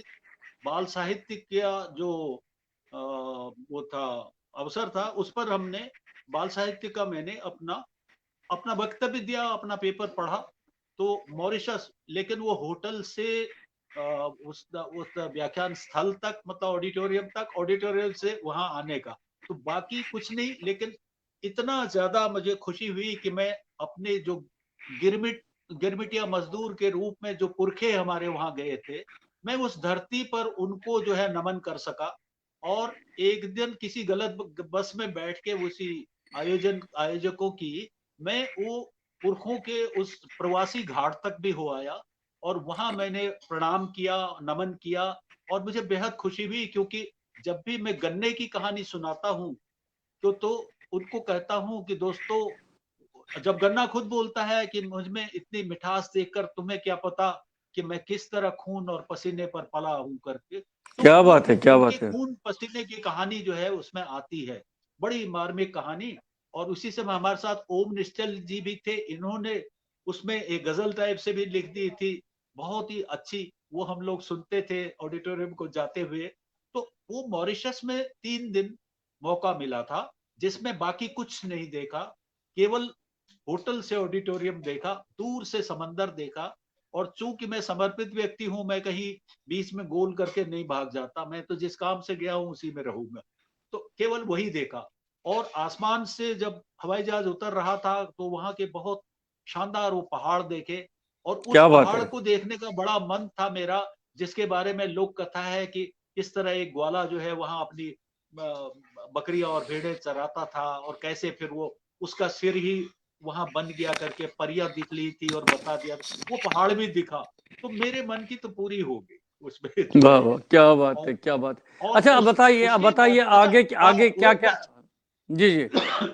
जी, उसके बाद केवल एक लाइन में आपको ये बताऊं कि जब हम्म। मेरे विवाह के 50 वर्ष हो रहे थे, तो उस समय बच्चों ने सोचा कि इन लोगों ने कभी मतलब कहीं गए ही नहीं। हम वास्तव में नहीं गए, क्योंकि हम जानते नहीं थे कोई हनीमून होता है, हमें तो पता ही नहीं था कहीं। हम शादी हुई, बच्चे हुए, उनको पालते हुए और लगातार जिम्मेदारियां पूरी करते हुए यहाँ तक पहुंचे। और बच्चे भी अब अपना सेटल हो गए, सब कुछ। तो बच्चों ने सोचा कि इनको अब जो है दोनों प्रेमियों को इनको भेज दिया जाए बाली। तो हमें बाली अच्छा। तक भेज दिया। तो क्या मैंने बात। उसमें बड़ा मजेदार वो ट्रेवलॉग लिखा है कि जी जी। सुख ने सुखी से कहा कि चल सुखी, हम भी विदेश हो आते हैं, चलो बाली चलते हैं। तो सुखी दोनों बाली की बाली, यात्रा पर गए। बाली की यात्रा पे गए। जी, एक एक सप्ताह हम वहां रहे। और क्या बात वो है। बड़ा बहुत बहुत अच्छा लगा, बहुत ही अच्छा था। और एक सप्ताह रह के हम लोग लौटे वहां से। एक विदेश यात्रा वो थी, बाकी मौका नहीं मिला सर। यानी, यानी पुनः एक दूसरे को जानने का मौका मिला आपको। मौका मिला। और सबसे बढ़िया बात ये थी, वहां एक क्रूज में बैठे थे, तो उसमें एक जगह बनाई हुई थी, उन्होंने लव हाँ बर्ड्स हाँ। लिखा था। और वहां पे हाँ दोनों हाँ। को बैठा के फोटो खींचते थे। तो मैंने अच्छा कहा अच्छा। भाई हम लोग देखो, हम पहली बार जो है आज ये शादी के 50 साल बाद हनीमून मनाने आए हैं, हमारा फोटो तो जरूरी है। तो उन्होंने बड़ा खुश होकर हमारे फोटो खींचे थे क्या वहां पर बात है, बैठा करके। क्या बात है, क्या बात है, क्या बहुत मजेदार जी। बातचीत रही आपके साथ, बहुत बढ़िया। मन करता है कि और आपको सुनते रहे, क्या क्या करें, समय की भी सीमा है मेवाड़ी जी। लेकिन जी जी। हमारी शुभकामनाएं आपके साथ है। अब हम ईश्वर से प्रार्थना करते हैं कि ये पुनः जो बहुत बहुत कोरोना की धन्यवाद सर। स्थिति पैदा हुई, इससे हमें जल्दी जी मुक्ति मिल जाए। और आपका जो पुरस्कार का जो वो जो कार्यक्रम है वो जी। आयोजित हो, और हम भी उसमें आपको बधाई देने के लिए आएंगे वहां पर, अच्छा बहुत लगेगा। खुशी होगी सर, बहुत और खुशी मेरी होगी। मन की बहुत इच्छा थी कि बहुत समय से कि आपसे, क्योंकि ये एक ऐसा विषय है ना कि जो बच्चों जी के साथ, बच्चों के मन के साथ, बच्चों के कार्यकलाप के साथ जुड़ा हुआ है। और वो भी विशेषकर विज्ञान के माध्यम से, जो जी आपने जी।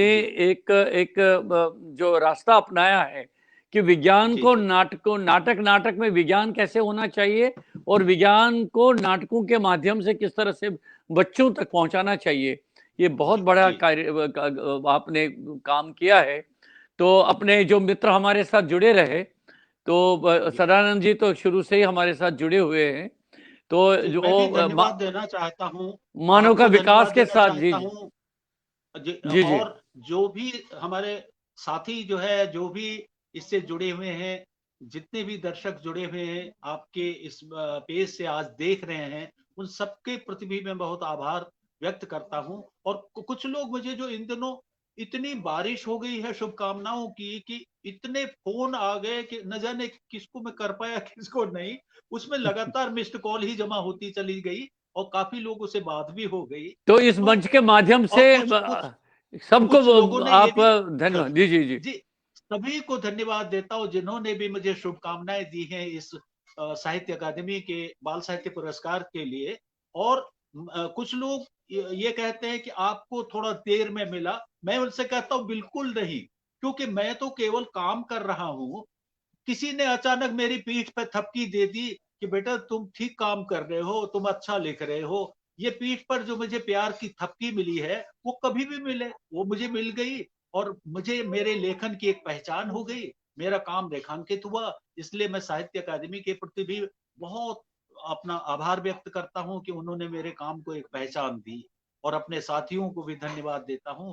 और आज आपने सब ये बात करने के लिए अपने मंच पर आपने मुझे मौका दिया है, आपके प्रति रैना जी बहुत बहुत मैं आभारी हूं कि आपने मुझे ये अवसर दिया।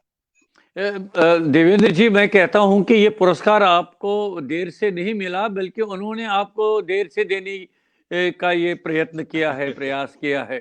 चलिए, कुछ देर काम आए करता दुरुस्त आए रहेगा। देर में आए दुरुस्त में जी आए, तो बहुत बड़ी बात जी है। जी और बहुत अच्छी बातचीत रही आपके साथ। मैं आपका हृदय से पुनः आभार व्यक्त करता हूं कि आप धन्यवाद इस सर, मंच बहुत पर आए और आपने इस मंच को ये गौरव प्रदान किया है। तो धन्यवाद इसी तरह से मैं अब आगे, आपने मुझे एक और प्रेरणा दी आज कि मुझे बच्चों के लिए भी, बालकों के लिए भी कुछ बिल्कुल कार्यक्रम करना शुरू करना चाहिए। चाहिए। हो सकता है कि उसके लिए मैं आपको पुनः आने का कष्ट दे दूंगा, इस मंच पर सादर आमंत्रित करूंगा। तो मैं धन्यवाद आपका पुनः फिर से हृदय से आभार व्यक्त करता हूं। जी, मैं नमस्कार। धन्यवाद देता हूं और आभार व्यक्त करता हूं। नमस्कार। नमस्कार। नमस्कार सर, नमस्कार। मित्रों, रचना धर्मिता कार्यक्रम में आज हमारे साथ थे श्री देवेंद्र मेवाड़ी जी, जिनको अभी पिछले ही दिनों साहित्य अकादमी द्वारा हिंदी बाल साहित्य पुरस्कार प्रदान करने की घोषणा कर दी गई है। अभी जब वो कार्यक्रम होगा उसमें उनको वो पुरस्कृत दिया जाएगा। और उसके बाद अब हम आगे भी रचना धर्मिता में इस तरह से जो हमारे साहित्य के बड़े-बड़े व्यक्तित्व हैं, जो हमारे साहित्यकार हैं, उनको यहाँ पर सादर आमंत्रित करते रहेंगे। और इसके साथ ही आज का ये जो रचना धर्मिता कार्यक्रम है, इसको संपन्न करने की मुझे अनुमति दीजिए। नमस्कार।